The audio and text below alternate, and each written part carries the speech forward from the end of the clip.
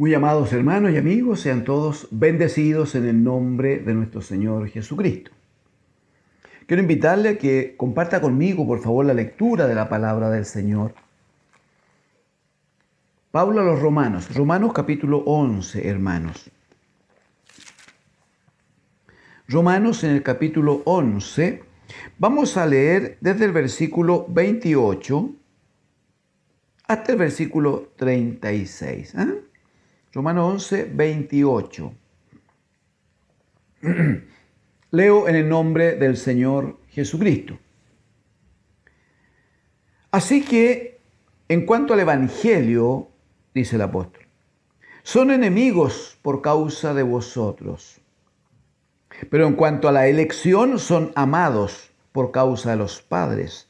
Porque irrevocables son los dones y el llamamiento de Dios.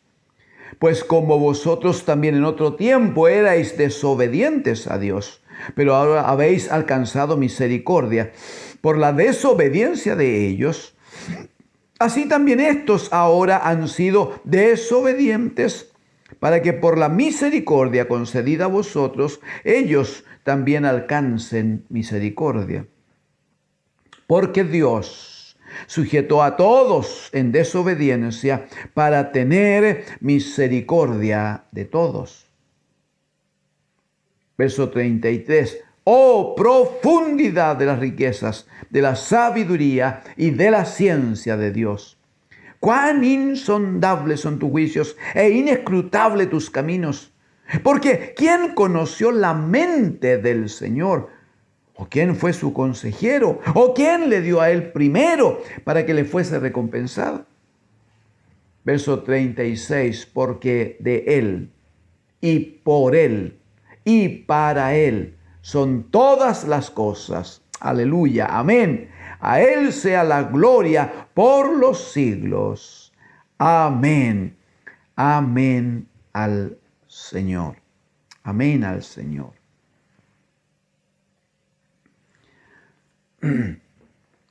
Como sabemos, hay una exhortación del apóstol Pablo a la iglesia de Roma, la iglesia de los hermanos romanos. Cuando se habla de la iglesia de Roma, hermanos, se habla de la iglesia que fue establecida en el Evangelio de Cristo, ¿no? En el primer siglo. Que claramente de aquella iglesia surge la actual iglesia que está en Roma. Pero que no es por el lugar, no es que por el hecho de estar la iglesia en Roma hoy día tenga ese mismo nombre, la iglesia, y se habla de la iglesia de Roma. No es porque esté en Roma que es una iglesia que esté bajo el gobierno de Cristo, bajo la gracia del Señor. Lamentablemente lo decimos. Estamos hablando de la iglesia que fue recién fundada allá en el primer siglo en Roma, respecto de la cual el apóstol Pablo estuvo constantemente manifestando su interés de estar, su deseo de estar, que según entendemos no le fue permitido, pero que sin embargo a través de las cartas, a través de los escritos, entonces él mantiene todo un gobierno del Señor, claro, un gobierno formativo sobre dicha iglesia. Entonces, siendo esta iglesia de Roma una iglesia sin la ley de Dios, una ley, obviamente una iglesia no judía, aunque algunos judíos se hubieran convertido a Cristo, pero la iglesia era una iglesia no judía, no tenía todo el conocimiento de la ley. La iglesia de Roma era como nosotros, hermanos. Algo entendemos, algo conocemos del trato de Dios a través de Moisés con Israel, su pueblo. Algo nos ha sido revelado de parte del Señor. Pero siempre va a ser poco comparado con todo lo que Dios el Padre hizo con ellos. Siempre va a ser poco. Entonces, por eso que el apóstol Pablo ha ocupado, como sabemos, los versículos 9, 10 y 11 ahora, ha ocupado el apóstol el trato del Espíritu para mostrar a los hermanos de Roma que que Israel, siendo el pueblo de Dios, lamentablemente ha actuado, ha procedido no de la manera que Dios quiere que procedan.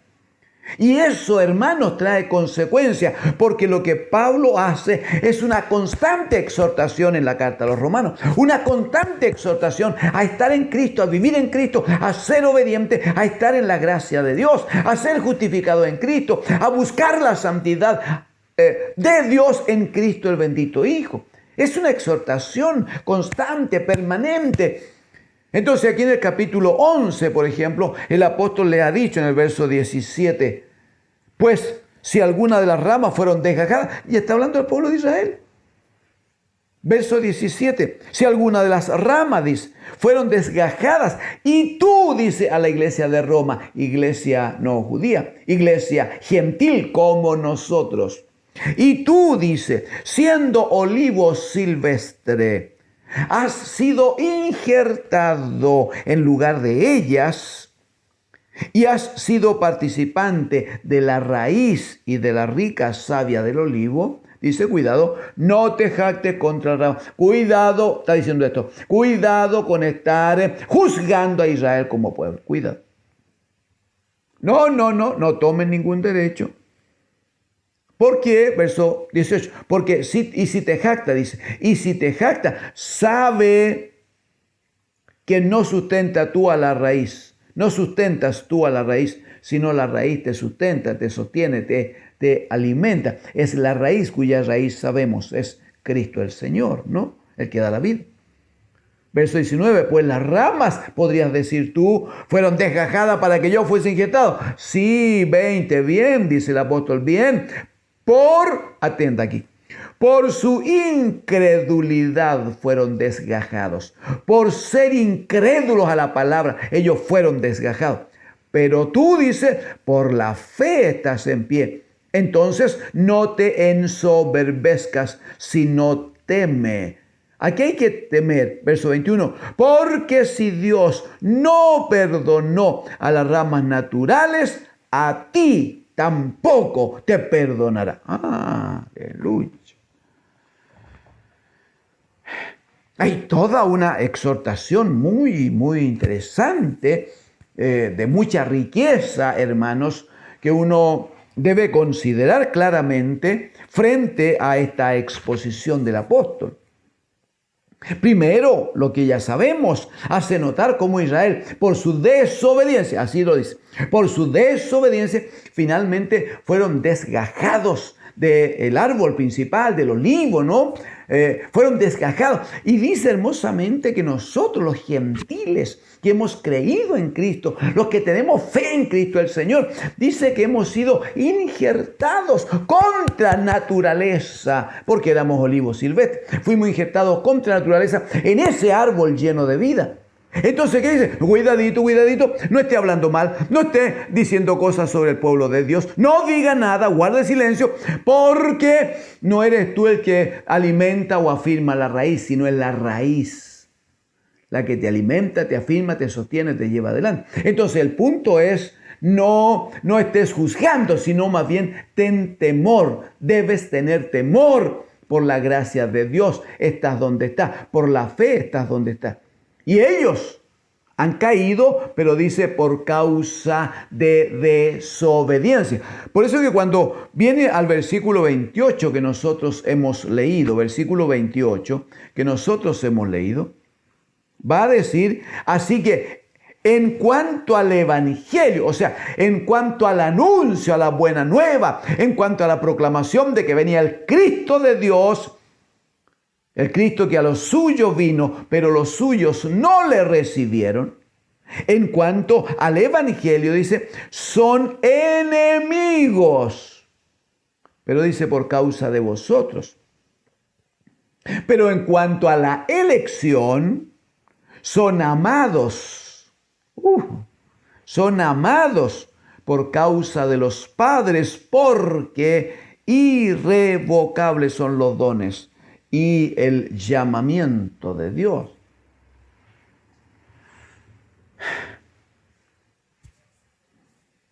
Es interesante la forma como la plantea el apóstol, ¿eh?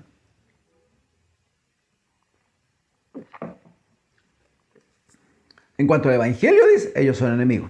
Claro, porque despreciaron al bendito Hijo de Dios. Pues. El apóstol Juan va a escribir después en el Evangelio. Y va a decir que la luz vino al mundo y los hombres amaron más las tinieblas que la luz. ¡Qué terrible!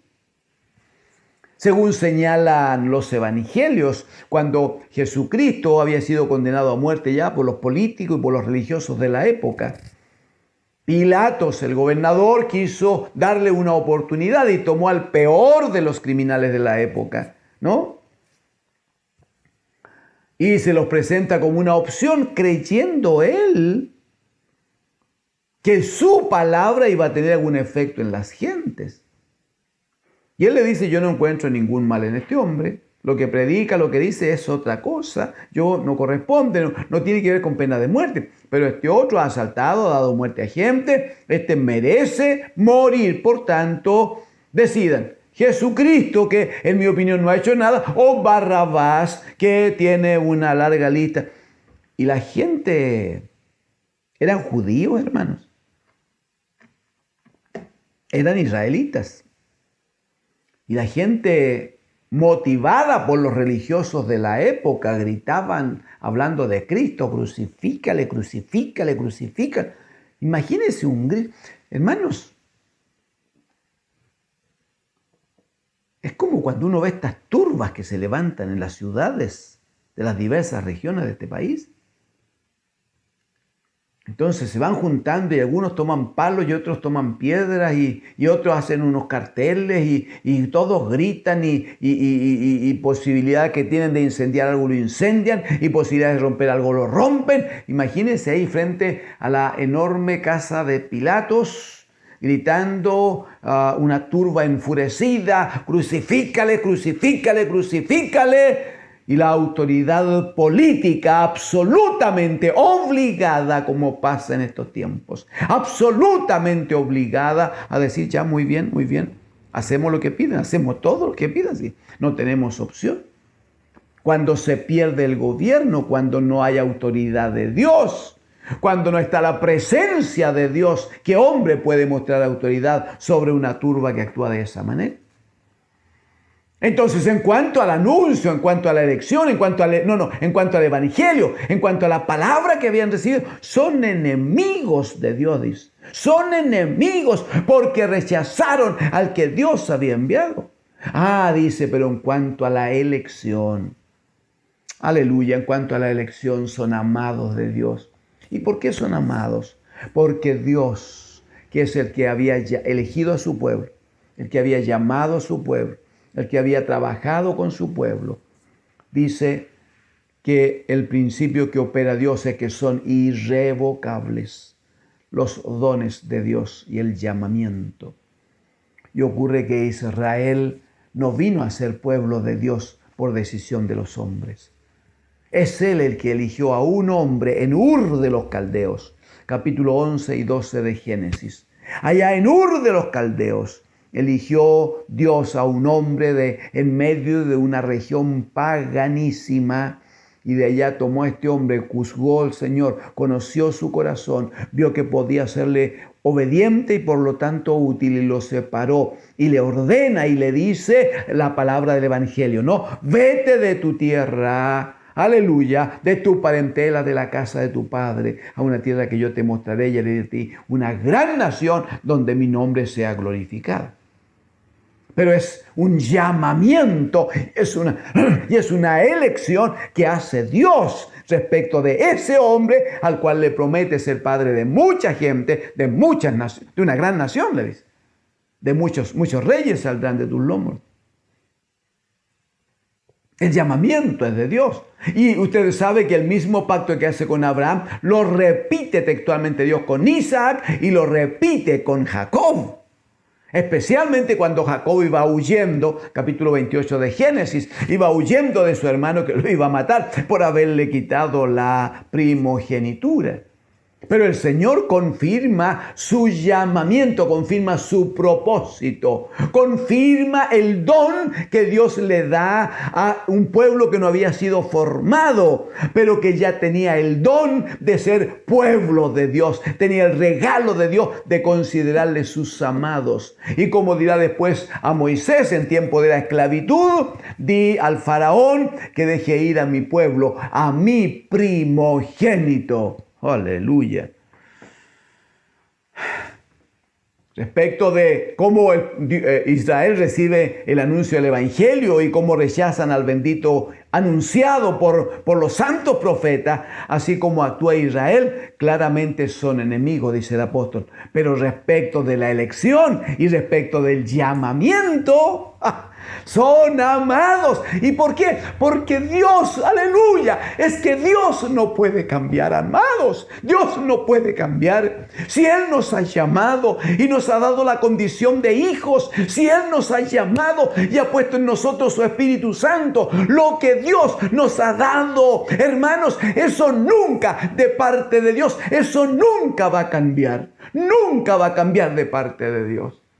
Jesucristo dijo, van a pasar los cielos y va a pasar la tierra, pero toda la palabra que viene de parte de Dios, esa palabra no va a cambiar, nunca va a cambiar.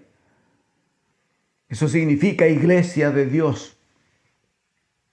Eso significa que cuando recordamos que Dios el Padre nos ha adoptado hijos suyos,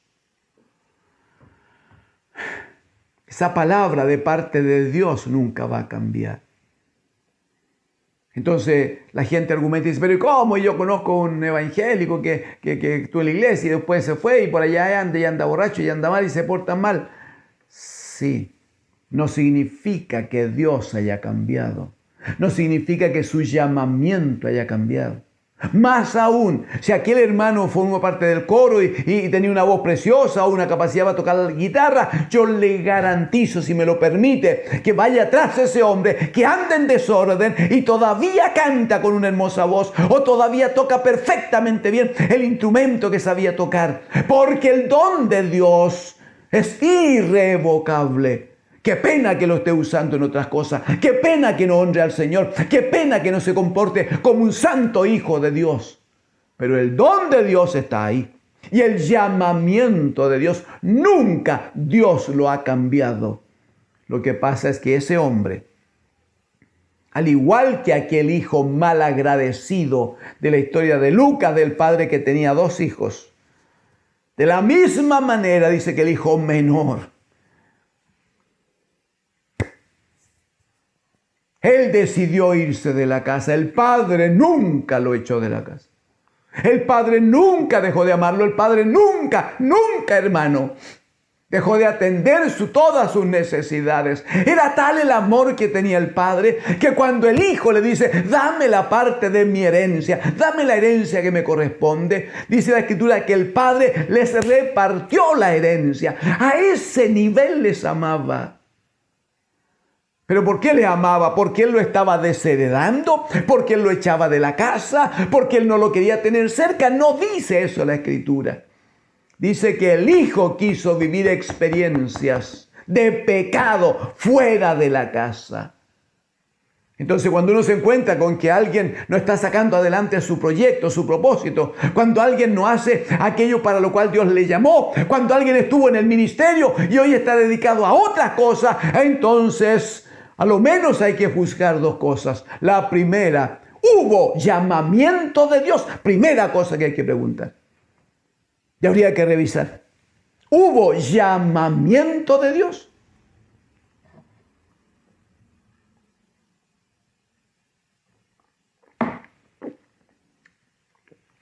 Porque si hubo el llamamiento de Dios es irrevocable. Es que tenía que hacer un trabajo ministerial o no. Bueno, si no lo está haciendo, cuidado porque los dones del Señor también son irrevocables. ¿Recuerda usted esta figura que usó el Señor de un rey que se fue lejos y repartió los talentos? ¿Recuerda? A uno dio 5, al otro 2, al otro 1.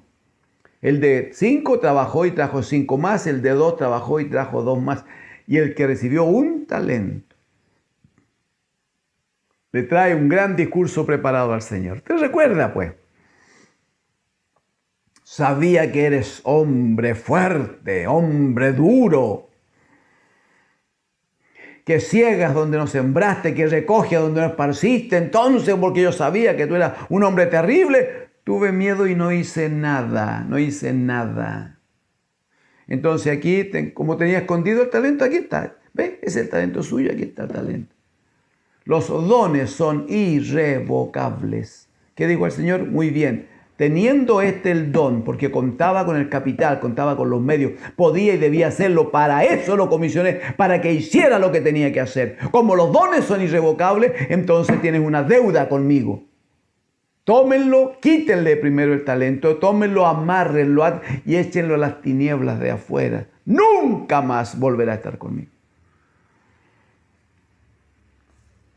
Los dones y el llamamiento del Señor son irrevocables, hermano, hermanita. No necesitas un título para trabajar la gracia del Señor que está en ti.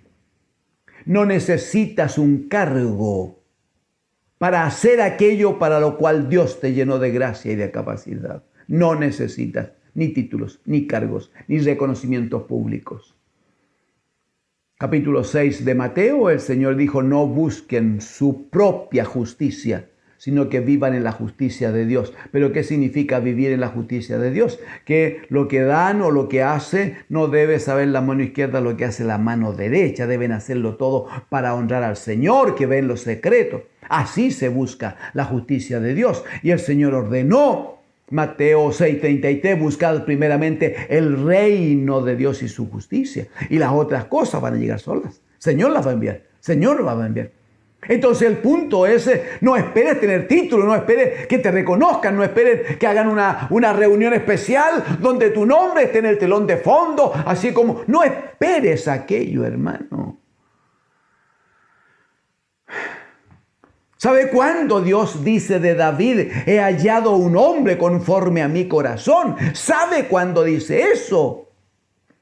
Mucho antes de ser incluso ungido con aceite, antes de la unción. Muchos años antes de llegar a ser rey. La opinión de Dios respecto de David era cuando él trabajaba en la montaña solo con las ovejas y cuidaba de las ovejas y trabajaba con ellas y las defendía y las amaba y las protegía y peleaba por ellas en contra de los depredadores.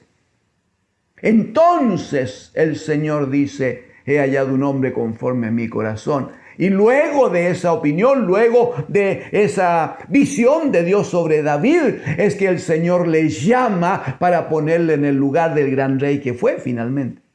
Sí, pero antes de ser rey, David fue un servidor, fue un pastor de ovejas, gloria a Dios. Y antes de ser rey, él fue un salmista. Él fue un hombre que por la gracia de Dios venía la gracia sobre él y empezaba a declamar y empezaba a hacer poesía y luego acompañado de su pequeña arpa, él le ponía música y cantaba alabanzas al Señor. Todo eso es antes de tener título, ni grado, ni autoridad, hermano, hermana. El servicio al Señor no pasa por los títulos, no pasa por los grados, no pasa por reconocimientos. El servicio al Señor pasa por vidas comprometidas con Dios, que aman al Señor y que están agradecidos sabiendo que el Dios de los cielos les ha considerado en amor y ha puesto dones en su vida y hay un llamamiento sobre su vida. Dones y llamamientos que son irrevocables. Por tanto, permítanme exhortar ahora a la iglesia del Señor. No esperes que alguien te llame para decirte, abre tu boca y anuncia a Cristo.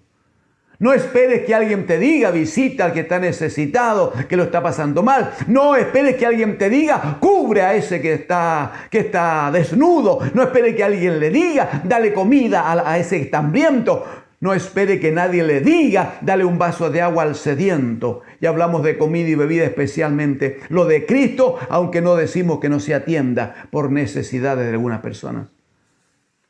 En el nombre del Señor, Iglesia de Dios, reciban esta exhortación como un entendimiento que debe tener la iglesia de que este es el tiempo de servir al Señor. Alguien te ha llamado y te ha comisionado, di amén y trabaja para gloria de Dios. Alguien te ha dado un grado, un título, di amén y con humildad sirve al Señor, nunca con señorío. Alguien ha visto en ti el testimonio del Espíritu y ha sido confirmado ministerialmente, honra al Señor, pero humilla tu corazón para que seas siervo en las manos del Señor y con ese llamamiento sirvas al Señor. Pero si alguien no te ha dado ningún grado, ningún título, tienes la misma responsabilidad de ser siervo de Dios, de servir al Señor, de honrar al Señor y de anunciar que Jesucristo es Señor sobre todas las cosas. Porque, como hemos leído en alguna ocasión, todo aquel que creyere en el Señor será salvo, nunca será avergonzado. Sí, pero para creer en Él, alguien tiene que anunciarles. Es de toda necesidad. Pensando en que debo terminar por este día, ¿qué dice la Escritura entonces?